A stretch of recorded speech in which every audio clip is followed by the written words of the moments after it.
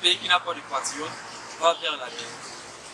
Pourtant, lorsqu'un pays a un peuple qui est animé d'un sentiment patriote, il est clair que ce pays va évoluer à pas de géant. C'est l'exemple des grandes nations, telles que les États-Unis, la France, l'Allemagne. Ces pays où on a l'impression que les citoyens savent qu'il n'y a pas de meilleur pays que leur pays.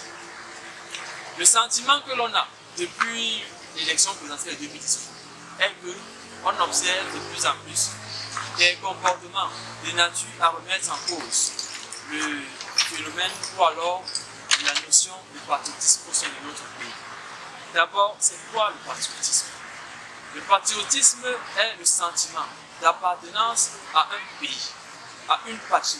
C'est le sentiment qu'ont des citoyens d'une même nation d'être unis, d'être solidaires autour des valeurs communes.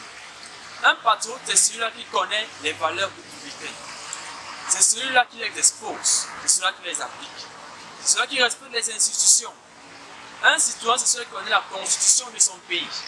C'est celui qui respecte le président de son pays, qui respecte les personnalités administratives. Un citoyen, c'est celui-là qui lutte contre le tribalisme, contre la xénophobie, contre le détournement de fonds, contre la corruption. C'est celui-là qui est animé par un sentiment de préserver la souveraineté et l'intégrité du territoire face aux ennemis de la nation. Lui, c'est ça le patriotisme.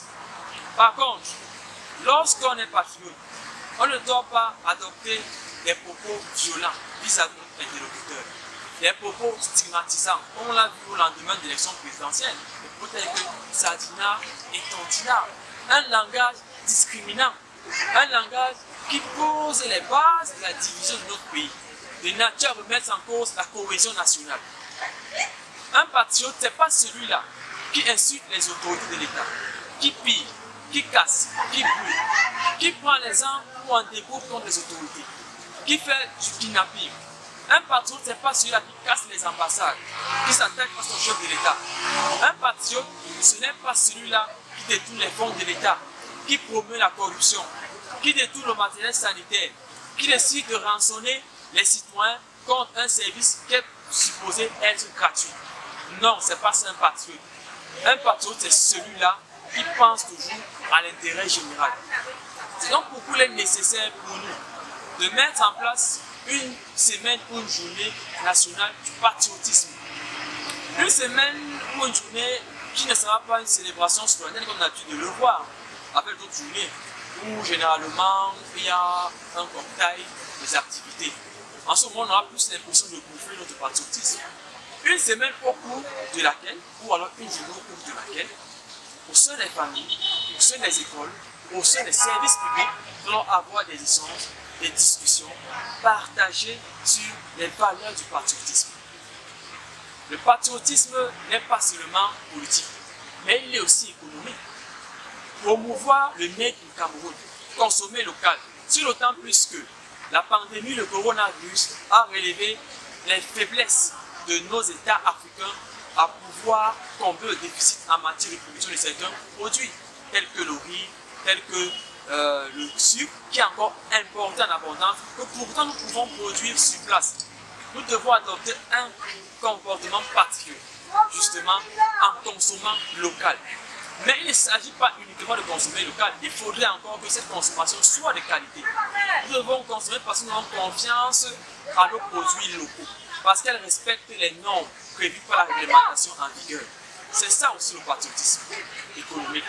Nous devons être à l'image de ceux-là qui ont aussi hissé le drapeau du Cameroun dans les plus hautes cimes des fers mondiales, tels que Samuel Eto'o dans le football, ou encore Roger Mila, Joël Embiid et Pascal Siakam dans le basket, récemment Francis Ngannou dans la MMA, la boxe, François Aspango aux Jeux Olympiques.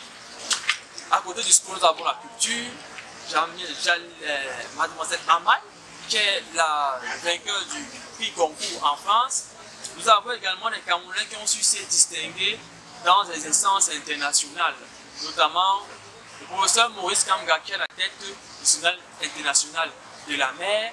Nous avons également les personnages, le feu honorable Monjo Walifaka, vice-président de l'Assemblée nationale, qui était président des parlementaires du Commonwealth. Nous avons eu des Africains, n'est-ce pas, des Camerounais surtout, qui ont supporté le drapeau du Cameroun et non d'une communauté. Donc en tant que patriotes, nous devons toujours le langage discriminant, le langage de nature à exclure. Nous devons adopter une posture d'unité, de solidarité, de paix, de tolérance. Ceci étant dit, j'espère que chers internautes, nous allons continuer la discussion via nos différentes plateformes et nous pourrons davantage agréger nos connaissances sur cette émission. Sur le temps puisque il y a un proverbe de la cosmogonie africaine qui dit « La sagesse est le seul récipient pour se remplir ». Je vous remercie.